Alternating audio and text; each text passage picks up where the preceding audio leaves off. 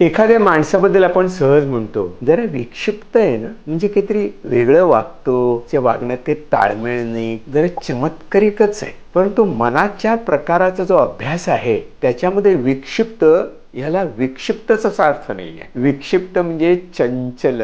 चंचल म्हणजे कसा? फुलपाखरासारखा. म्हणजे फुलपाखरू आपलं काम चांगलं करत असतं, पण आपल्याला असं वाटतं की फुलपाखरू चंचल आहे, इकडून तिकडे फिरत असतं, एका जागी स्थिर नसतं.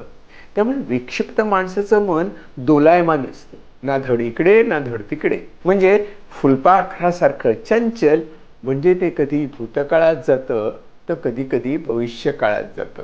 त्यामुळे काय अडचण होते? वर्तमान काळात जे घडतंय, जे ज्ञान मिळू शकतं आणि वर्तमानाचं भान ठेवून आपण व्यवस्थित वागू शकतो, ही समज त्या विक्षिप्त मनाला असतेच असं. तर अशा मनाची माणसं असतात आणि त्यांना आपण विक्षिप्त मनाची माणसं म्हणतो. पण त्याने थोडं शहाणं व्हायला पाहिजे. म्हणजे कमीत कमी हे कळलं पाहिजे की आपलं मन चंचल आहे आणि ते एका जागी ठेवलं पाहिजे. तर मग आपण त्या वर्तमान काळातल्या क्षणाचा, जीवनाचा अनुभव घेऊ शकतो.